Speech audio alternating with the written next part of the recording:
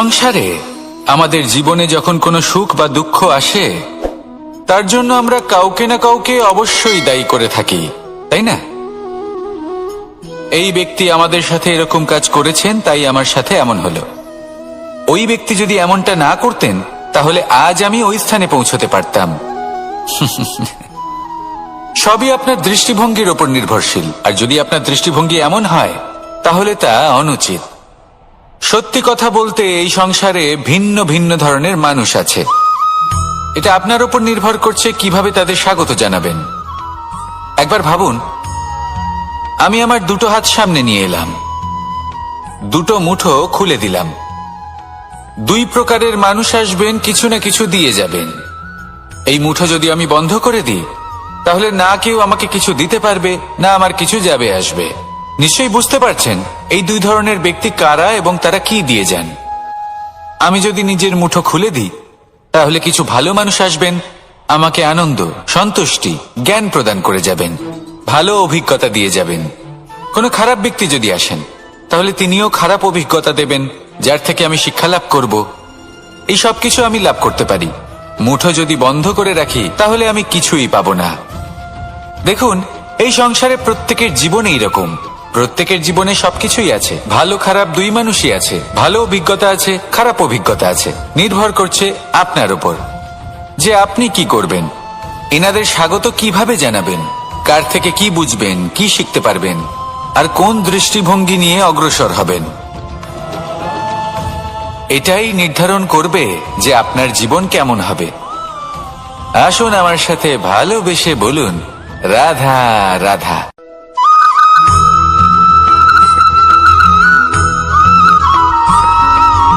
কথায় আছে, প্রত্যেক পুত্র তার পিতার প্রতিচ্ছবি হয়, আর সমস্ত প্রতিচ্ছবি চায় যেন সে তার অস্তিত্ব প্রাপ্ত করতে পারে। পুত্র চায় সে যেন তার পিতার মতো হয়, বা কখনো কখনো তার থেকেও শ্রেষ্ঠ হয়। সেটা কোনো অনুচিত ব্যাপার নয়। অনুচিত তখন হয় যখন পুত্র নিজের পিতার মতো হবার স্বপ্ন পূরণ করতে গিয়ে বা তার থেকেও শ্রেষ্ঠ হওয়ার স্বপ্ন পূরণে অনুচিত পথের আশ্রয় নেয়। কারণ তারপরে সে তার পিতার গুণগুলি আত্মসাৎ করতে চায় না। সে শুধুই এটা চায় যে সংসারের চোখে যেন আমি শ্রেষ্ঠ প্রমাণিত হই। এটা অনুচিত। সংসারে এমন অনেক মানুষ আছেন যারা এই কারণে শ্রেষ্ঠ হবার চেষ্টা করেন যাতে তার পরিবারের তার পিতার সম্মান বৃদ্ধি পায়। এমনও মানুষ থাকেন, আর এটাই হলো পার্থক্য উদ্দেশ্যের। মনে রাখবেন, যদি আপনার উদ্দেশ্য শুভ হয় তাহলে পথও শুভ হবে, যদি আপনার উদ্দেশ্য অশুভ হয় তাহলে পথও অশুভ হবে। তাহলে নিজের পিতার মতো হবার চেষ্টা অবশ্যই করুন, তার থেকেও শ্রেষ্ঠ হওয়ার চেষ্টা অবশ্যই করুন, কিন্তু মনে রাখবেন আপনার সংকল্প আর আপনার উদ্দেশ্য এই দুই শুভ হওয়া উচিত। তাহলে আসুন আর আমার সাথে ভালোবেসে বলুন, রাধা রাধা।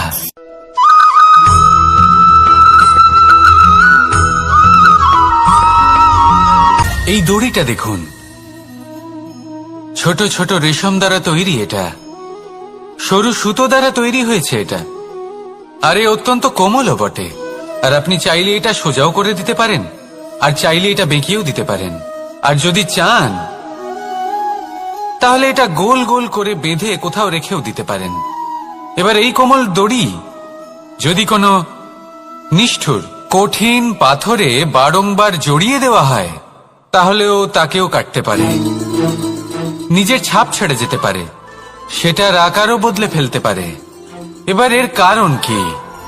এর কারণ হলো অভ্যাস আর নিরন্তর প্রচেষ্টা। যদি আপনিও চেষ্টা করেন আর নিরন্তর কর্ম করে যান, তাহলে আপনার প্রারব্ধ পাথরের মতো কঠিনই হোক না কেন, তাতে ভাঙন ধরিয়েও আপনি নিজের লক্ষ্যে অবশ্যই পৌঁছতে পারবেন। একটা গুরুত্বপূর্ণ কথা মনে রাখবেন, সুকর্মের অভ্যাস আর নিরন্তর প্রয়াস, এই হলো সাফল্যের মন্ত্র। তাহলে জীবনে এই মন্ত্র আনুন আর আমার সাথে ভালোবেসে বলুন, রাধা রাধা।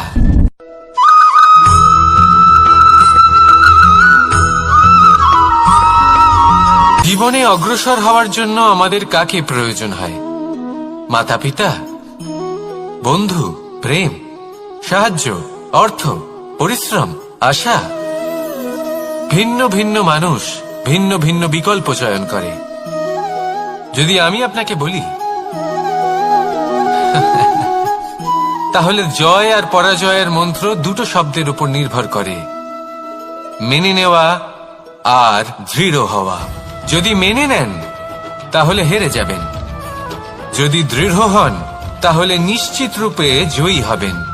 যদি কখনো আপনি ক্লান্ত হয়ে ওঠেন, আপনি দুঃখী হন, পুরোপুরি ভেঙে পড়েছেন, তখন মেনে নেবেন না যে আপনি ভেঙে পড়েছেন, নয়তো হেরে যাবেন। তখন উল্টে স্থির করবেন যে যাই হয়ে যাক না কেন আমি জয়ী হবই। আর আপনি দেখবেন যে জয় নিশ্চিত রূপে আপনার কাছেই আসবে। তাহলে এই কথা মনে রাখবেন আর আমার সাথে ভালোবেসে বলবেন, রাধা রাধা।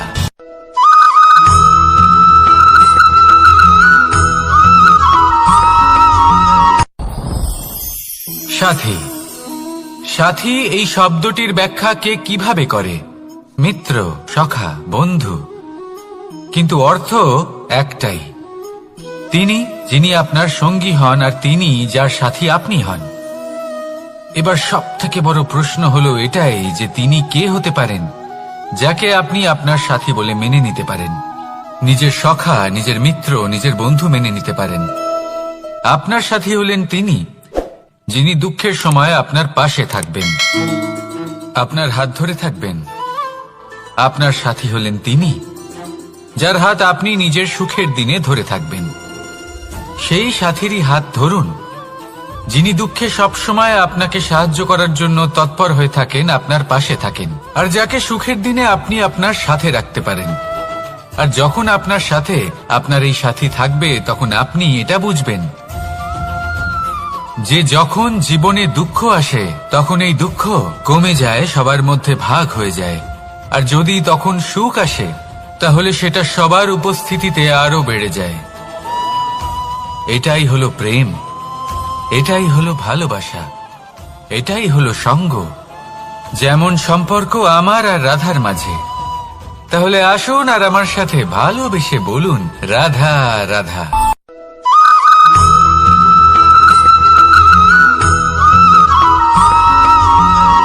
জীবন কিসের উপর নির্ভরশীল?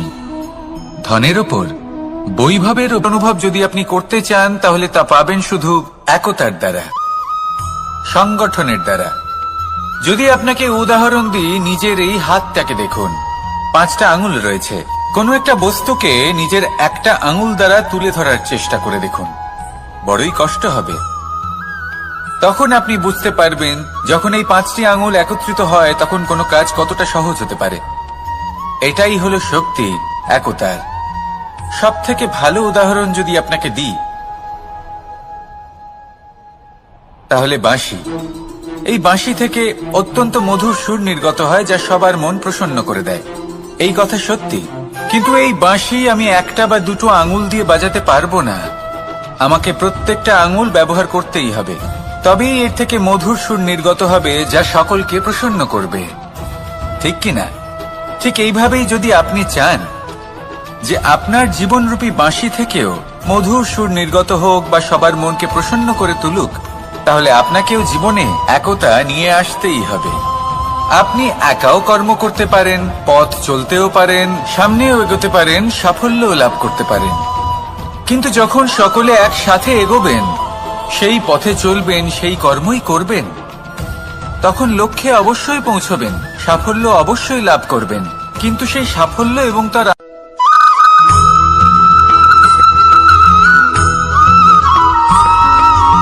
ফিরে আসছিলেন এবং তাদের ফেরার পথে হঠাৎ করে কোথাও থেকে একটি বাছুর চলে এলো। এই দুই বোন ভয়ভীত হয়ে গেলেন আর তাদের হাত থেকে সেই আটা পড়ে গেল, মাটিতে মিশে গেল।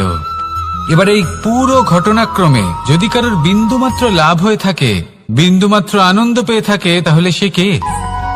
সেই ছোট বোন, যিনি মাঝে মাঝেই গমের দানা তুলছিলেন এবং খাচ্ছিলেন। কিছুটা হলেও উনি আনন্দ লাভ করেছিলেন। এবার এরকমই হলো আমাদের জীবনে ভক্তি এবং ভালোবাসা সংক্রান্ত বিষয়। মানুষ নিজের জীবনের দৈনিক কাজে এতটাই ব্যস্ত হয়ে পড়েন, প্রত্যেকদিন শুধু কাজ কাজ কাজ কাজ করতে থাকেন, আর তাতে ভক্তি এবং ভালোবাসার জন্য সময় বার করতেই পারেন না। দেখুন, জীবনে ভক্তি আর প্রেমের এই যে ছোট ছোট মুহূর্ত আছে, এগুলো যদি আপনি যাপন করতে পারেন তাহলে তাতেই আপনি তৃপ্তি লাভ করবেন। বাকি সবই আপনার ব্যর্থ বলেই মনে হবে। জীবনে যখনই আপনি কোনো কাজ করবেন, ঈশ্বরের প্রতি সমর্পিত হয়ে সেই কাজ করুন। আর যখনই সময় পাবেন, তাহলে সেই সময় নিজের আপনজনদের দিন। যাদের আপনি ভালোবাসেন তাদের প্রতি যত্নবান হন, তাদের শুভাকাঙ্ক্ষী হন। এই প্রেম আর ভক্তির ছোট ছোট মুহূর্তগুলো আপনার জীবনকে চরিতার্থ করে তুলবে। আসুন আমার সাথে ভালোবেসে বলুন, রাধা রাধা।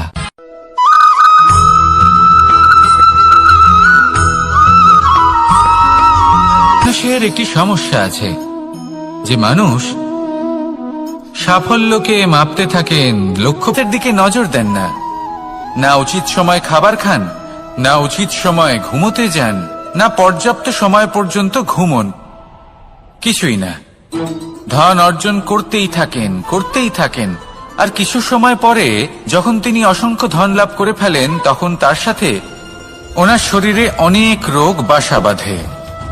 এইসব রোগের উপচার করতে করতে সেই সমস্ত ধন যা উনি অর্জন করেছেন তা তিনি ব্যয় করে ফেলেন। শেষ পর্যন্ত কি হয়? আমরা যেভাবে এসেছি ঠিক সেইভাবেই ফিরে যাই, ধন এখানেই থেকে যায়। দেখুন, একটা অত্যন্ত গুরুত্বপূর্ণ কথা রয়েছে যে আপনার বোঝা উচিত।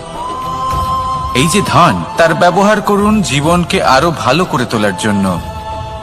ধনের সদ্ব্যবহার করা উচিত, এমন যেন না হয় এই ধন আপনাকে ভোগ করে ফেলে। এই জীবনকে নিশ্চিত রূপে আরো শ্রেষ্ঠ করে তুলুন। কিন্তু এই ধন অর্জন করার এই প্রক্রিয়াতে নিজের সারা জীবনকে নষ্ট করে ফেলবেন না। এই জীবন উপভোগ করতে শিখুন, আর আমার সাথে ভালোবেসে বলুন, রাধা রাধা।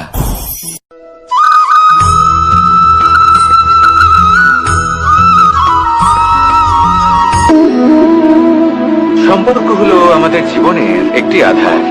কিছু সম্পর্ক এমন যে আমরা জন্মসূত্রে লাভ করি, যেমন পরিবার, মা বাবা। কিছু সম্পর্ক আছে যে আমরা জীবনে অর্জন করে থাকি, তা সে প্রেমের হোক, স্নেহের হোক বা বন্ধুত্বের। এই সকল সম্পর্ক লাভ করার বা গড়ে তোলার 5টি ধাপ রয়েছে। প্রথম ধাপ, কোনো ব্যক্তির সাথে আলাপ হওয়া, তার সাথে কথা বলা বা তাকে দেখা। দ্বিতীয় ধাপ, সে ব্যক্তিকে আমাদের ভালো লাগা। তৃতীয় ধাপ, আমাদের এটা চাইতে শুরু করা যে জীবনে এই ব্যক্তি যেন আমাদের বন্ধু হন, আমাদের জীবনে থাকেন, বা আমাদের কাউকে ভালোবেসে ফেলা। আর এটা আমাদের ভাবা বা চাওয়া যে সেই ব্যক্তি যেন আজীবন আমার সাথে থাকেন, আমার জীবনে আমার সাথী হয়ে। চতুর্থ ধাপ, লাভ করা।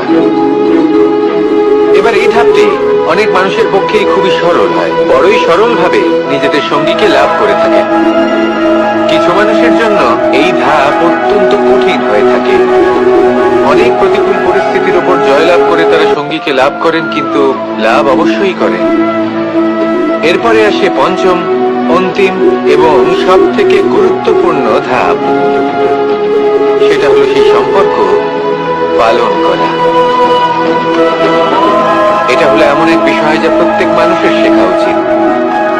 যদি ব্যক্তি নিজের জীবনে সম্পর্ক রক্ষা করতে শিখে যান, তবে প্রত্যেক সম্পর্ক তার জীবনকে স্বর্গ করে তুলবে।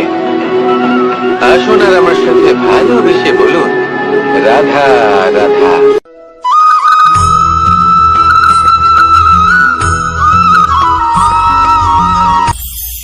এটা হলো ধান গাছ। এর থেকে যে চাল উৎপন্ন হয় তা মানুষ গ্রহণ করেন। আর এটা কি? এই সংসারে আপনি কি নিয়ে তুলনা করবেন, যেখানে সূর্যদেব, চন্দ্রমা দুজনেই আছেন, দুজনেই হলেন বিশেষ, দুজনেই নিজ নিজ সময়ে উদিত হন। এদের মধ্যে একজন না থাকলে তাহলে আমাদের জীবন কঠিন হয়ে পড়বে। ঠিক সেইভাবেই আপনি যদি একটা বড় রেখা অঙ্কন করেন, তাহলে অন্য রেখাটি ছোট হয়ে পড়ে না, সে তেমনই থাকে যেমনটা সে ছিল। আপনার অস্তিত্ব কখনো ছোট বা বড় হতে পারে না। শুধু তুলনা করার জন্য আপনার এটা মনে হতে পারে। যদি আপনি যুদ্ধ করতে চান, আপনার তলোয়ারের প্রয়োজন পড়বে। যদি বস্ত্র তৈরি করতে চান, এত বড় তলোয়ার দিয়ে কিছুই হবে না। তখন প্রয়োজন পড়বে একটা ছোট্ট সূচের। তাই তুলনা করবেন না, না নিজেকে ছোট মনে করবেন, না অন্য কাউকে। সবার সাথে সহযোগিতা করুন, আর যদি তুলনা করতেই হয় নিজের সাথে করুন, যে কাল আমি কেমন ব্যক্তি ছিলাম, আজ কি তার থেকে শ্রেষ্ঠ হয়ে উঠতে পেরেছি। ভেবে দেখুন ভবিষ্যতে গিয়ে আপনি কতটা শ্রেষ্ঠ ব্যক্তি হতে পারেন। আসুন আমার সাথে ভালোবেসে বলুন, রাধা রাধা।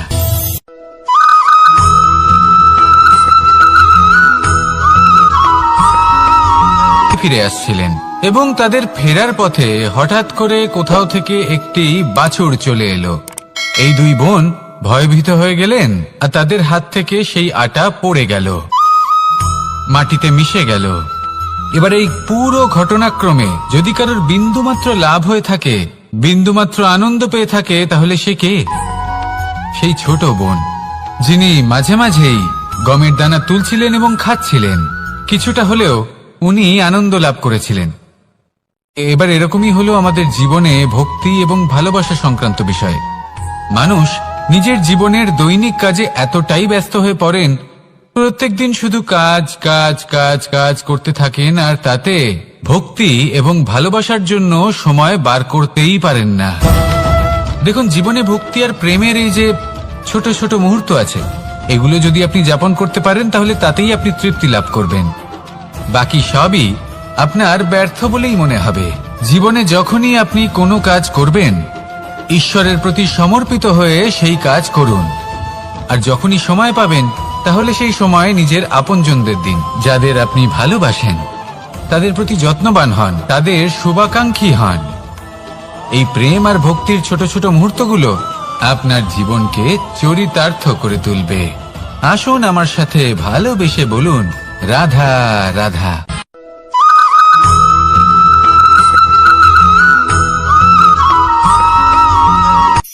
এই সংসারে সাফল্য লাভ করার জন্য জ্ঞানের প্রয়োজন হয়, পরিশ্রমের প্রয়োজন হয়, দৃঢ় নিষ্ঠার প্রয়োজন হয়, নিরন্তর চেষ্টা করা প্রয়োজনীয়। কিন্তু আরো কিছু আছে যা অত্যন্ত প্রয়োজনীয় এবং গুরুত্বপূর্ণ। তা হলো ভালো বন্ধু। তাদের থাকা অত্যন্ত প্রয়োজনীয়। যদি ভালো বন্ধু থাকে, তাহলে সময় এলে তারা ঢাল হয়ে আপনাকে সুরক্ষা করবেন। সময় এলে অস্ত্রের মতো শত্রুকে সংহারও করবেন। যদি তিনি জ্ঞানী হন, তাদের মধ্যে সদ্গুণ থাকে, তাহলে এই সব গুণ আপনার মধ্যেও প্রবেশ করবে। তাহলে সাফল্যের জন্য ভালো বন্ধু পাওয়া অত্যন্ত প্রয়োজনীয়। কিন্তু শুধু বন্ধু কেন, ভালো শত্রুও থাকা প্রয়োজনীয়। এবার আপনি ভাববেন, এ আমি কি বললাম? যদি আপনার জীবনেও ভালো অর্থাৎ শক্তিশালী শত্রু থাকে, তাহলে আপনিও শক্তিশালী হতে থাকবেন। এই শত্রু আপনাকে প্রেরিত করবে আরো বেশি শক্তিশালী হয়ে ওঠার। কখনো কোনো হরিণকে দেখুন, তীব্র গতিতে দৌড়তে থাকে। কেন তীব্র গতিতে দৌড়য়? এই কারণে নয় যে কোথাও তার জন্য মধুর ঘাস অপেক্ষা করে রয়েছে, না। সে এই কারণে তীব্র গতিতে দৌড়য় কারণ সেটা না করলে তার পেছনে একটি সিংহ আছে যে ওকে নিজের ভোজন করে ফেলবে। তাই জীবনে বিপদ, সংকট, এই সবকিছুও হলো অত্যন্ত গুরুত্বপূর্ণ। তার সম্মুখীন হতে শিখুন, আর আমার সাথে ভালোবেসে বলুন, রাধা রাধা।